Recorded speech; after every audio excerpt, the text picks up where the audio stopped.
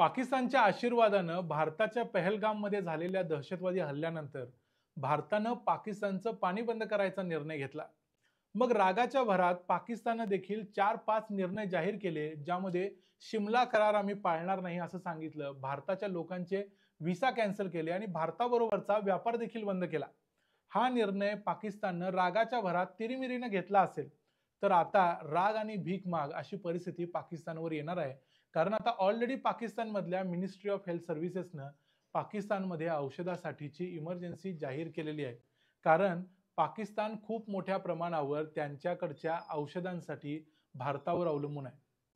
पाकिस्तानकडे खूप कमी औषधाचे साठे शिल्लक आहेत. फॉरेन रिझर्व्ह तर त्यांच्याकडे नाहीच आहेत. पण नक्की पाकिस्तानमध्ये सध्या काय चाललंय आणि काय काय घडतंय ते सगळं पाहूया आजच्या या व्हिडिओमध्ये. मी आहे रणजित यादव आणि तुम्ही पाहताय द मराठी बाणा. भारताला जगाची फार्मसी असं म्हटलं जातं.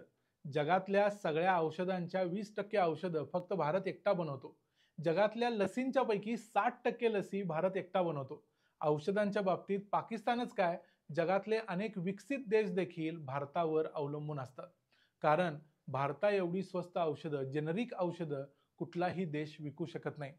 तर पाकिस्तानमध्ये सध्या काय झालंय तर तर पाकिस्तानमध्ये सध्या drug regulatory authority of Pakistan आणि मिनिस्ट्री ऑफ हेल्थ सर्व्हिसेस अशा दोन महत्त्वाच्या विभागांनी पाकिस्तान सरकारला विनंती केली आहे की चीन, रशिया, युरोप आणि मध्य पूर्वेतल्या देशांमधून औषधं मिळतात की काय याची खात्री करा आणि लवकरात लवकर ती आपल्या देशासाठी मिळवून घ्या. कारण पाकिस्तानमध्ये जी औषधांची रिक्वायरमेंट असते त्यापैकी 20% गरज भारत एकटा पूर्ण करतो.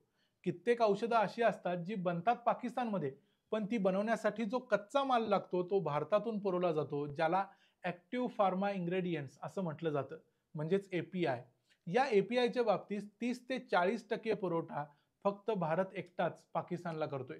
याशिवाय इंटरमेजिएट ड्रग्ज, अँटी रेबीज किंवा सापाच्या विषावरील औषधं आणि सगळ्यात महत्त्वाचं म्हणजे कॅन्सर आणि इतर महत्त्वाच्या आजारांवरील औषधं भारत पाकिस्तानला आतापर्यंत पुरवत होता.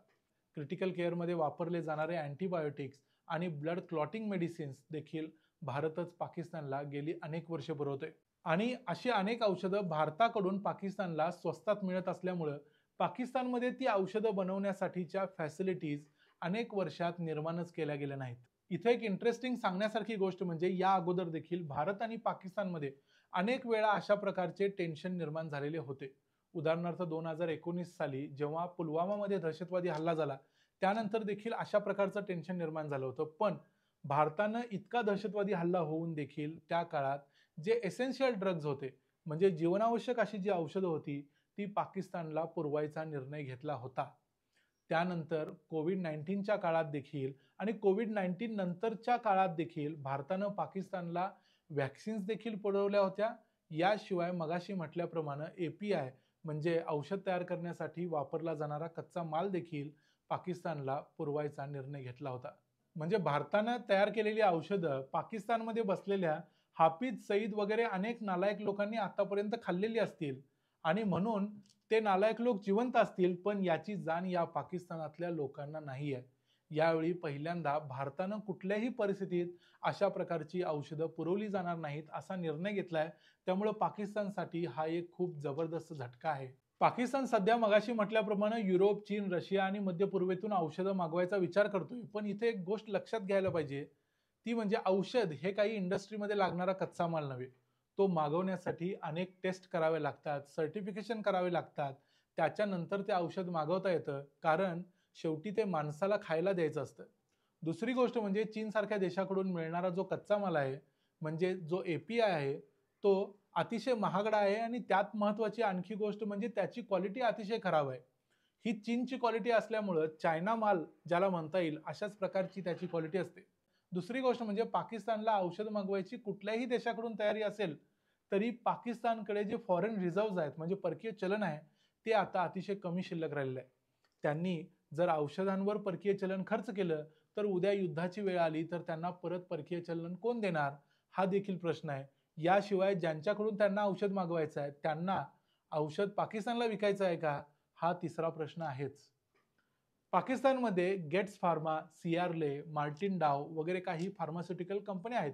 या अगदी हाताच्या बोटावर मोजता येतील इतक्याच कंपन्या आहेत, ज्या सध्या पाकिस्तान सरकारकडे लॉबिंग करत आहेत यासाठी की पाकिस्ताननं भारताला किमान जीवनावश्यक औषधांच्या पुरवठ्यासाठी कन्व्हिन्स करावं. पण सध्या पाकिस्तान सरकार असं काही करेल असं वाटत नाही आणि भारत सरकार देखील अशा प्रकारे औषध द्यायला तयार होईल असं देखील वाटत नाही. कारण भारत हा पाकिस्तानचा शेजारी देश आहे. भारताकडून औषधं मागवणं हे सप्लाय चेनच्या दृष्टीनं देखील पाकिस्तानसाठी अत्यंत स्वस्त आहे. युरोपमधून किंवा मध्य पूर्वेतून जर औषध मागवणार असतील तर हे वाहतुकीच्या दृष्टीनं अत्यंत महाग पडणार आहे. याशिवाय तिथले औषधांचे दर देखील जास्त आहेत. त्यामुळं पाकिस्तानमध्ये येणाऱ्या काळात औषधांचे दर प्रचंड प्रमाणात वाढू शकतात आणि औषधांची साठेबाजी देखील केली जाऊ शकते. जसं की एखाद्या युद्धाच्या अगोदर कुठल्याही देशात होत असते. प्रत्यक्षात इथं जरी युद्ध होणार नसलं तरी फक्त भारतानं औषधांच्या बाबतीत पाकिस्तानच्या डोक्यावरचा हात काढल्यामुळं या फ्रंटवरती पाकिस्तानमध्ये युद्धजन्य परिस्थिती ऑलरेडी निर्माण झालेली आहे. म्हणजे सिंधूचं पाणी पाकिस्तानला न देणे हा आपण आपला मास्टर स्ट्रोक आहे असं म्हणत होतो. खरं तर मास्टर स्ट्रोक हा आहे की पाकिस्तानला औषधच पुरवायचे नाहीत. कारण पाकिस्तानकडे स्वतः औषधं तयार करण्याचं मेकॅनिझम नाही आणि विकत घ्यायला त्यांच्याकडे पैसे नाहीत. या गोष्टींमध्ये येणाऱ्या काळात काय महत्त्वाच्या घडामोडी घडतात किंवा काय अपडेट्स येतात त्याच्याकडे आमचं लक्ष राहीलच आणि ते आम्ही तुम्हाला सांगत राहूच. पण भारत सरकारचं हे धोरण बरोबर आहे का की पाकिस्तानला जीवनावश्यक औषधांचा पुरवठा मानवतेच्या दृष्टीनं भारतानं करावा? याबद्दल तुम्हाला काय वाटतं ते तुमचं मत आम्हाला ऐकायला आवडेल. ते तुम्ही कमेंट्समध्ये जरूर सांगा. हा व्हिडिओ आवडला असेल तर व्हिडिओला लाईक करा, चॅनलला सबस्क्राईब करा. पुन्हा भेटू पुढच्या व्हिडिओमध्ये. तोपर्यंत पाहत राहा द मराठी बाणा.